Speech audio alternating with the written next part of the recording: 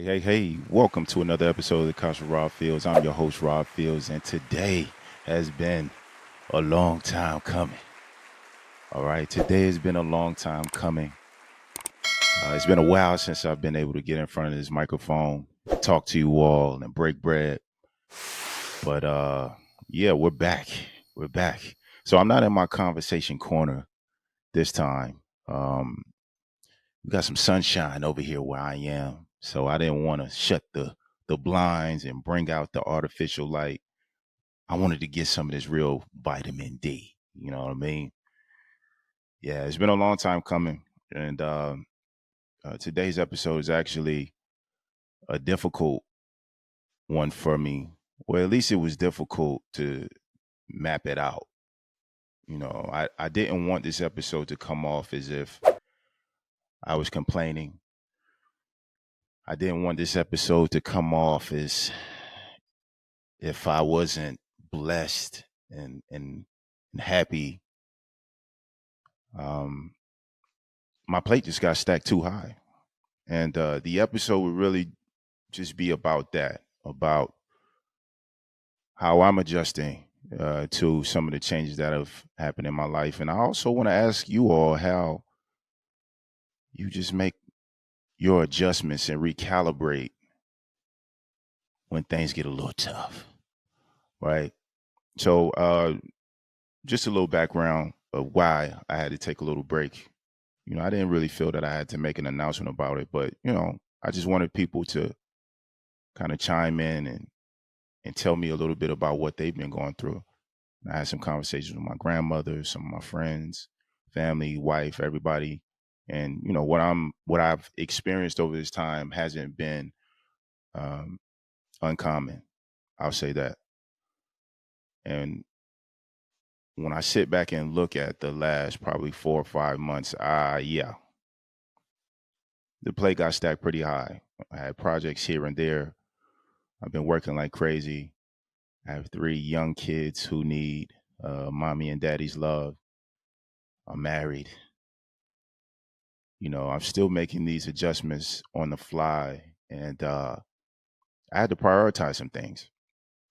And through that prioritization came some movement, and I had to get away from the podcast for a bit, and it hurt me because I really love doing this. I love interacting with people. I love getting behind the mic and talking about certain aspects of life and making adjustments. I love the editing. I love the grind of running a social media platform. It's pretty cool. I don't think I ever saw myself doing this, some years ago. But with me stopping came a lot of learning. So first of all, I yearned to be back in front of this microphone. So that was something. So I know that I'm built for this. I know this is something that I really enjoy doing. So I'm going to continue doing it. Um, I also had to find a way to recalibrate and get my life together. And I did some stuff. I'll talk about it a little bit later. The important message that I'm trying to get across is, without complaining, is we have to be in touch with where we are because a lot of things can happen. You can get sick. I've had sinus infections. I've had a little cold. It could be diet, but I think a lot of it was stress and trying to be everywhere at one time. And I started to really feel myself give way mentally. I didn't talk to my friends and family pretty much at all. Um, my wife felt like I was withdrawing a bit. I was doing everything in my power to make sure that the kids definitely didn't feel it because kids don't understand that. They just want your time and your love, right? So I needed to be present there, but I didn't talk to my people. And I think when I wasn't talking to them, that also contributed to the headspace that I was in. because I'm used to talking to my people, whether we're text messaging or FaceTiming or whatever. I'm used to talking to my people. I didn't talk to my grandmother that much. I try to talk to her at least 2 or 3 times a week. It was building up. It was piling up. But on the flip side of having a lot on your plate and not being able to consume everything that was there, I do have stuff going on. So that's that silver lining, right? It could have been the opposite thing where I wasn't employed or I didn't have projects to do. It could have went the other way. And I know some people who suffer from that as well. So I don't want to complain too much. I'm just trying to vent a bit because all of this energy has been pent up. Fortunately, for me, in the last couple of weeks, I've been able to bring some stuff together. But I was down for a bit. And you look on YouTube or you try to find, those motivational social media platforms that post memes and all this good stuff to make you feel better about yourself. The mental health gurus or mindset gurus or on YouTube telling you how to get through, how to power through, how to dig deep. None of that stuff was working at that time because I was in the midst of whatever storm I was in, right? So none of that stuff worked for me. I found learning in this space. So I went to Catawba College from 2006 to 2010. It was a great time. I had a great basketball career. I met some really cool people, and there's a story kind of attached with this clarity that I have now. One of my classmates at Catawba, Kaitlyn Whitmer. Caitlyn was on the volleyball team at Catawba. We were at school at the same time. I didn't really know her much, but I had very close ties to the volleyball team when I was in college. So I knew of her. We'd hung out maybe a couple times during our time at Catawba, and she was just really cool, very pleasant. A couple years ago, Caitlyn had shared on her Facebook that she had been diagnosed with cancer. And I don't want to get the dates wrong, but I think it was a couple years ago. She shared that she had been diagnosed with cancer and she was ready to fight, and her family was, supporting her a ton. And she has a young son, and everybody was, yeah, this is what we have. Let's do it.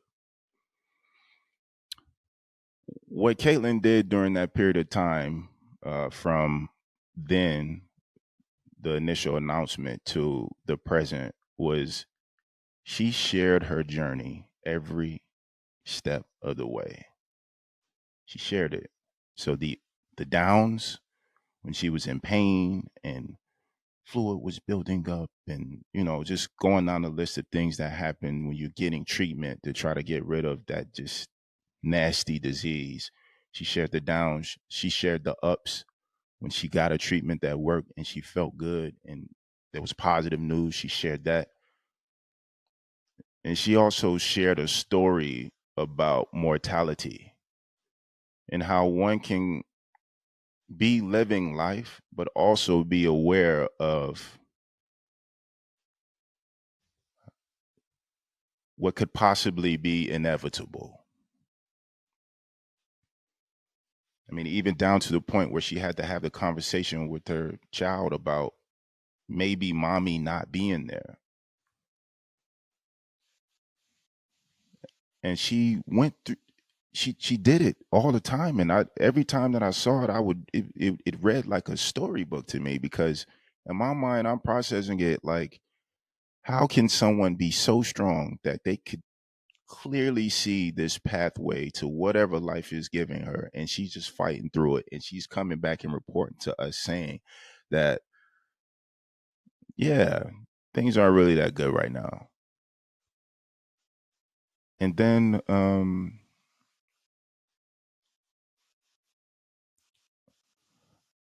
I was sitting here a couple weeks ago, while I'm in this mental space and I'm, flying here and doing that and, I'm just all over the place.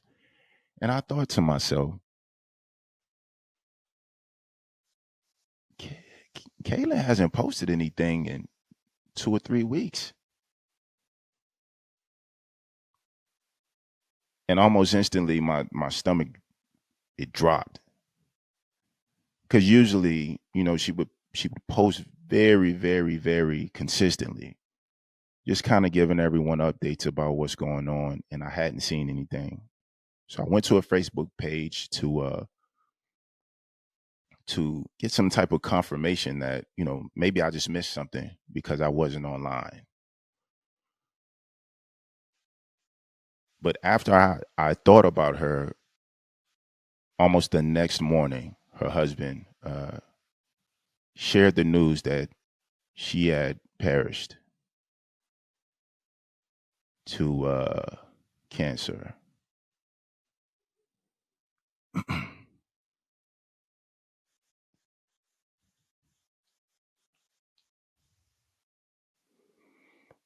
So again, I didn't know her personally, but because she was gracious enough to share her journey with us, for some people who would be considered, you know, not strangers, but we just associates, acquaintances, people who just kind of caught her throughout her journey. Um,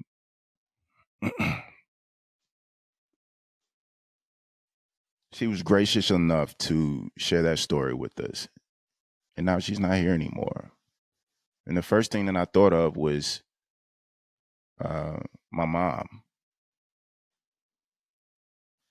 and how she had to see everyone surround her and look in their eyes and know that, yeah, I probably won't be here for that much longer. This is my stop on this journey, on these travels, and countless other people who have experienced these types of things.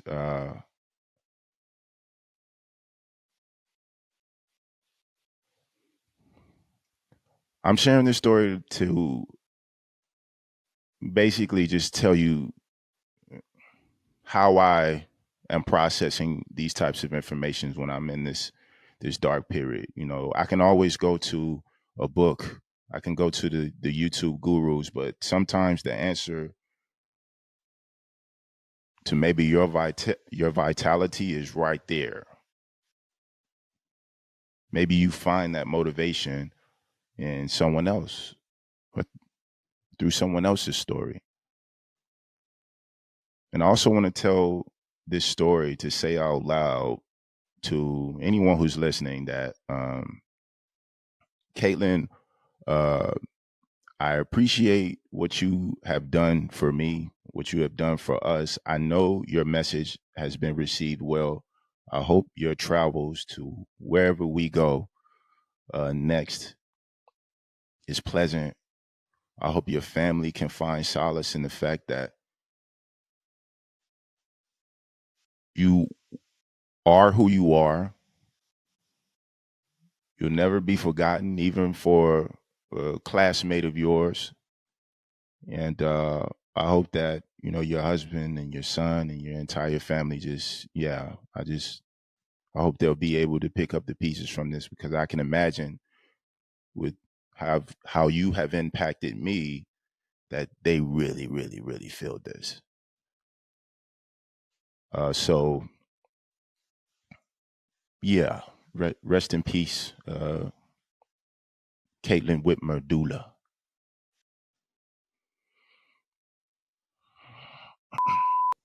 All right, so yeah, I had to cut off the camera for a second. Let me ask you this, guys, and you can comment this on our social media platforms. Go follow Couch RF on Instagram. How do you all recalibrate? So when life is lifing, how do you recalibrate? How do you pull it together? For me, um, I had to take some time off, and I had to take some time off to be around my wife and be around my children. I had to.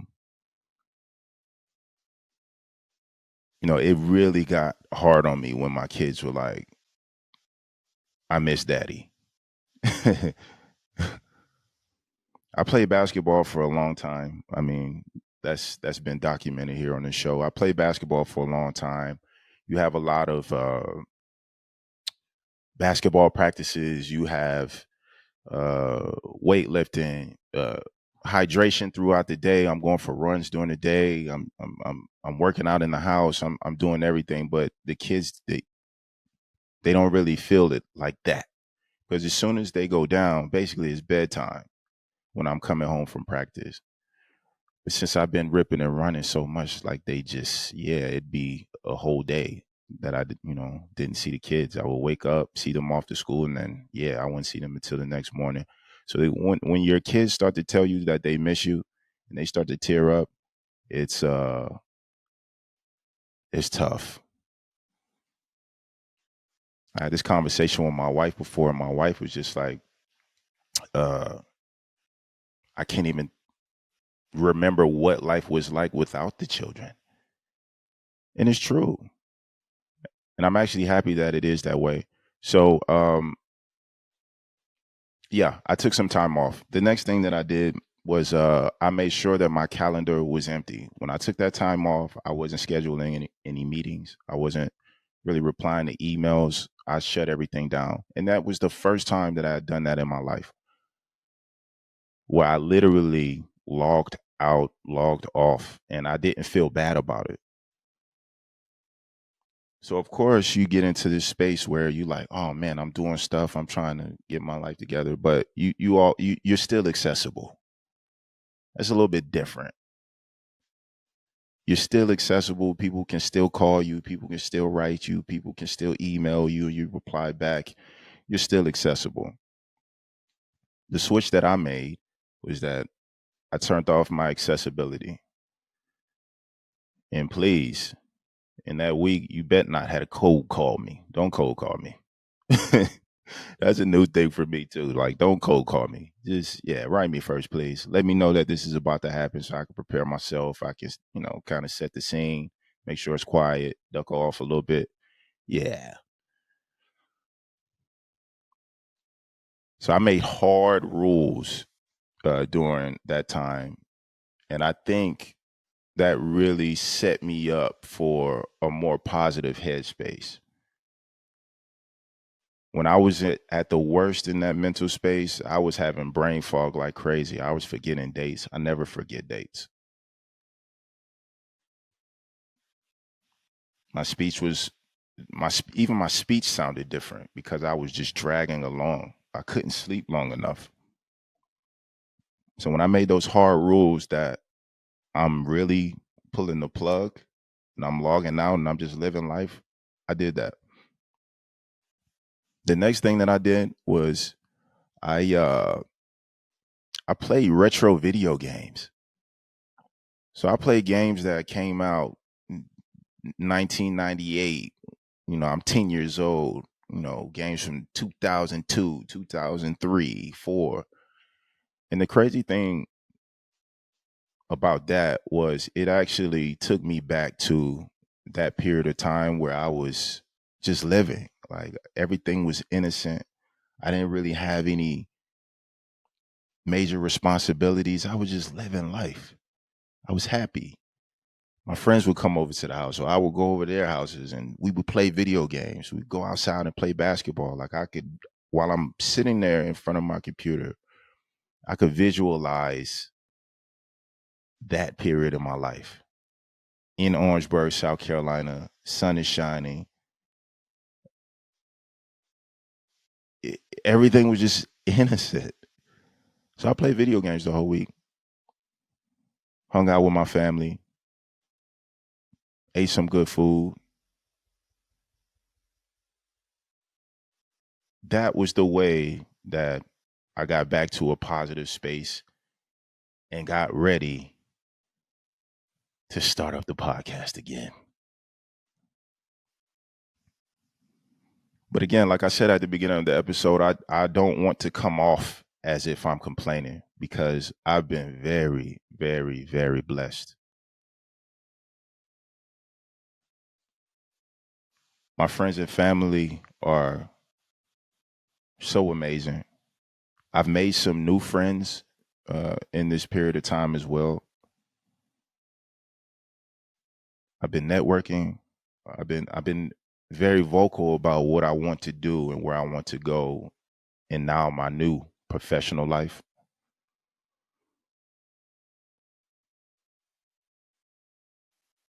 But I had to take that break because with what is about to happen for me, I need to be well equipped. I need to be fresh mentally. I need to be physically fit. I need to be ready because I can feel the takeoff coming. I can feel it. So this time off was necessary for what's about to happen for me. And I'm going to speak it out loud because manifestation. You got to manifest these things, man. Some big things about to happen. You see these spirit fingers? Look at this. Look at this. Mhm. So if I can give y'all any advice is when things get a little crazy, unplug,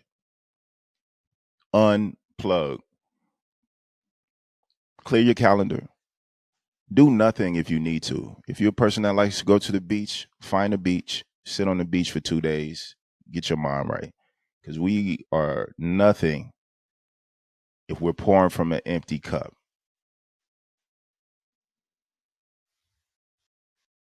If I'm pouring from an empty cup, I can't be my best. I can't execute like I'm supposed to execute. I need to make sure that my cup is filled. I need to make sure that my cup is filled with positivity. I need to make sure that my cup is filled with creativity. I need to make sure that my cup is filled with grace, honesty, laughter, compassion, empathy. I need to make sure my cup is filled with all of those things. If I'm pouring from an empty cup, then I can't provide anyone with anything of substance. I'm just existing. And that's not what I want my life to be. So, out of everything that I've said for the last 23 minutes, unplug. And you can feel it on your body. Unplug, take some time off, and then you get right back to it. Bang, bang. So I've also been away for a little while. Let's talk about some of the stuff that's been happening. I got my little notes cracking right now. So some of the biggest news that's been going on right now is about Diddy, Puff Daddy. Listen, I'm gonna say something about Puff and his situation, but I want to preface it with this: 99.95 of the celebrities that I've ever met in my life, I don't know these people. I don't know how they live. I don't know what they like to eat most of the time. I don't know their intention. I don't know if they're good people or not. I don't know. So I'm gonna preface anything that I say about Puff Daddy with that statement. This is what I do know about Puff. So Diddy was instrumental in facilitating the 90s and 2000s music we love. So all of those songs that we do our two-step two that we're dancing to, Puff Daddy was instrumental in facilitating those sounds that we know and love in hip hop and R&B. Can we debate that? That's a fact, right? We can't debate it. So even though he wasn't there turning the knobs, hitting the drum machine, he was instrumental in facilitating the music that we know and love today. All right, we can say that, right? All right, that's the first one. The second fact that I have is his work ethic is relentless and top notch. Can we debate that? Diddy's work ethic is top notch. So we always talk about the Serena Williams. We talk about Tom Brady. You could go down the list of people who work hard in sports and entertainment and just life. He's a hard worker, all right, and it's paid off handsomely for him. Um, the next fact is probably not that that positive. This is another fact, and people can debate me on this. In 1997, Bad Boys should not have been in LA for 2 weeks after Tupac was murdered. They shouldn't have been there for 2 weeks. Can we agree on that?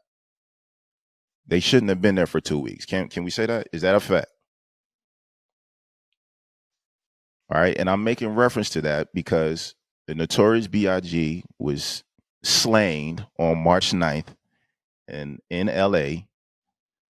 And they had been in LA for 2 weeks at the height of just drama and negativity.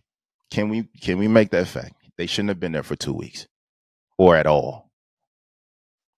All right. The next one is Bad Boy Records has had a cloud over it ever since that time. From artists passing, artists being disgruntled. The music was great, but there's a cloud over that record label because of all of the mess that was associated with it. Can we make that? And is that a fact? The last one is after listening to multiple accounts about Puff Daddy, at a certain time, if you're not with the shenanigans, you need to leave that party. Can we debate that? At a certain time, you need to leave Puff's parties. And the people who have left have always said, I don't know what happened, but I left. Puff tell you're staying for another couple hours, you got to tell him no. And those words came from the legendary Cat Williams. So listen, with this Puff Daddy stuff, I'll say this. All right. So the way that all of this has kind of come down has been crazy. You hear about a lawsuit here, a lawsuit there. At the end of the day, a lot of people are affected by this. So family members wearing cuffs, they came kicking in the door. He's ripping and running. All of these wild stories are coming out about trafficking, him dealing with, man, it's just a lot. All right. It's a lot of mess that came from it. And again, my statement at the beginning was I don't know these people. But what I will say is the only thing that this has proven to me is that some of these conspiracy theories are true. So there's a word out that,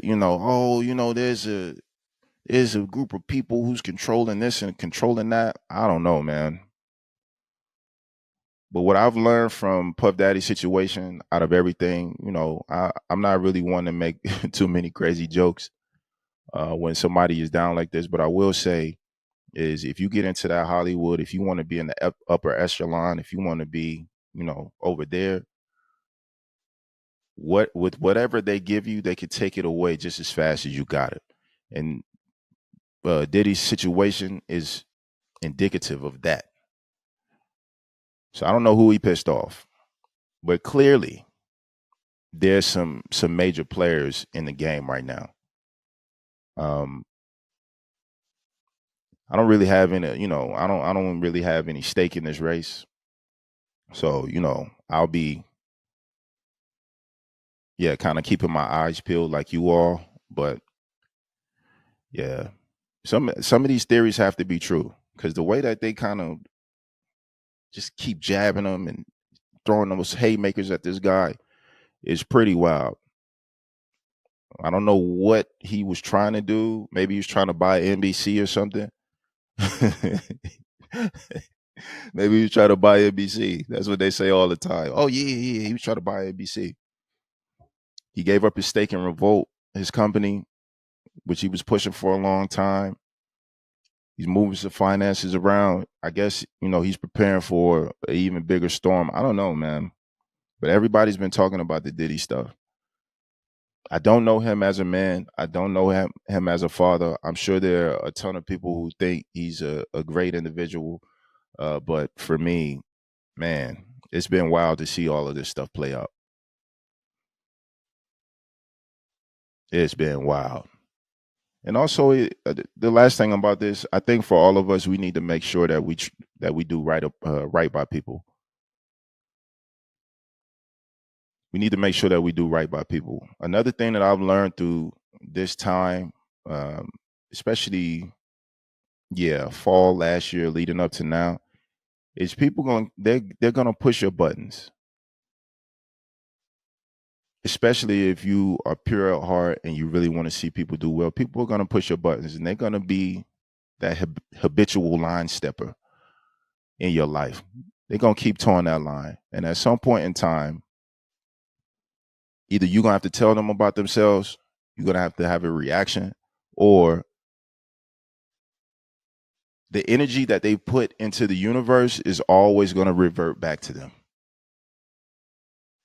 So I don't want to see anyone go through pain and strife.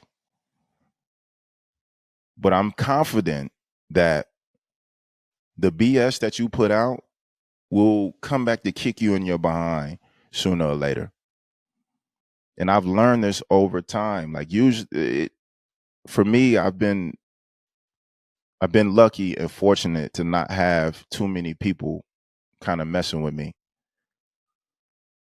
But when it has happened, I'm always very confident that at some point in time, we'll have to answer for those energies that we put out. This is why I'm always pushing positivity. I'm always trying to uplift people. I want to see people laugh. I want people to have a good time. This is because, you know, eventually this stuff is going to come back to us. And for me, I don't know, some people call it karma. I want my karma to come back to me and give me a hug and a kiss and say, listen, you've done well, or you're doing well, keep doing what you're doing. Maybe Diddy's situation is a result of the energies that he's put out. I don't know. I'm not around this guy. There you have it. So the next thing that we could talk about right now, which is going crazy, uh, the NCAA women's champions have been crowned last night. The University of South Carolina Gamecocks are now the champions. The Lady Gamecocks just completed an undefeated season. They went 38-0, and they played against the juggernaut Caitlyn Clark from the University of Iowa. Women's basketball is on fire right now, and for good reason. It's not to say that there haven't been greats in the game of basketball, but there's an electricity to the sport right now, and it's because of the superstar talent Caitlyn Clark. Let me talk about USC women's basketball right now. For me, uh, I'm I'm not only impressed at their ability to have this undefeated season. Excuse me, it's allergy season. Um, I'm not only impressed to see the University of South Carolina have this undefeated season. I'm also just so impressed and so amazed by their coach, Dawn Staley. Dawn Staley is the epitome of style, class, and grace. She's fly, so her gear is always on point. You can tell that her players believe her. So this is it's not a game. It's not a farce. She's not up there trying to sell you basketball. She is basketball. She lives, breathes, and eats it. Her staff believes in Coach Staley. Her players believe in Coach Staley. and she's very comfortable in that role as being the top dog. Dawn Staley is a Hall of Fame basketball. She was a Hall of Fame basketball player in her own right, and then she was able to bring her superstar ability as a point guard, as a leader, to this head coaching role. We've seen this USC team get into a scuffle. What, it was a month ago? Got into a little scuffle. On the other side of the conversation, you got one coach kind of fanning the flame. Yeah, if she would have hit, one of our other players, it would have been a different reaction. Dawn Staley's reply to this scuffle was, I'm so disappointed that these great players went through this on the biggest stage. And she gave props to LSU's best player, Flau'jae. She gave the other team's player props even after this scuffle took place. You know how classy that is? It's so classy. It's just top shelf. And if I was in the recruiting uh stage right now, I want to go to USC. This is something I can believe in. If my kids are going through this recruiting process, we want to start there because she's so classy. She's top shelf. And you could see why a team like that is undefeated. So, yes, shout out to the University of South Carolina. Shout out to Coach Dawn Staley and her ladies. It was not an easy task going up against the great Caitlyn Clark. Let me talk about Caitlyn Clark for a second. Caitlyn Clark she had a Steph Curry run in college. So Steph Curry went to Davidson University. Steph Curry's team went to um, most of the teams that they played on their road to the Final Four was tough. Caitlyn Clark is pulling up from half court. She's a score machine. She's tough as they come. She's competing at the highest level against the best players. Like she's not hiding from anyone. She's going straight to the smoke, and she wants all the smoke. Let's be clear about that.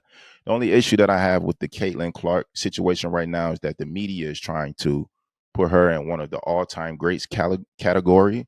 And I think you have to let this stuff play out. You have to let players live this thing out. Then if that's what you want to do, you do it. But let her live her career out. Let her play. Let her make some money. Let her enjoy this experience as a basketball player. To put her with the greats right now, the Maya Moores, the Shamiqua Holesclaws, the Sue Birds, the Tarasis right now, I think it's unfair. But the media coverage in itself is fantastic, and it's great for the women's basketball game. JJ Redick was an amazing college basketball player and a really good professional basketball player. Tyler Hansbrough was an amazing college basketball player and a good NBA player. But I don't think we ever considered them to be Michael Jordan, LeBron James, and Kobe Bryant when they came out of college. I feel like that's what they're doing with Caitlyn Clark right now. And I'm just saying that, yeah, let's let this thing breathe a bit. She still has some time. I know she's still hungry, and her next step is going to be electric. Number one pick in the WNBA draft, for sure. And I'm hoping the electricity that she brings to the women's game, the women's college game, I hope that it translates to the WNBA, because the WNBA has been getting a raw rap, but they got some hoopers over there. They can play. And a bunch of the people that are saying that they can't play are dudes who never hooped before, or women who are just hating. I mean, there's some players over there. So yeah, shout out to the women's game. I'm happy that it's being put on Front Street. Yeah. But listen, my son is about to wake up from his nap. So I got some stuff to do. All right. It's lunchtime. All right. So listen, ladies and gentlemen, I just wanted to check in with you. I hope that you're receiving as well. I can't wait to keep this podcast energy moving forward. We going through stuff, but with patience, with time, with grace, giving yourself grace, we're gonna get it right. And we're going to the places that we want to be. We're going to do the things that we want to do. I'm excited about what's next. All right, let me get up out of here. It costs nothing to be good to someone. Be good to someone today. I'm your host, Rob Fields. You are who you are. And I'm going to catch you on the next one. Peace.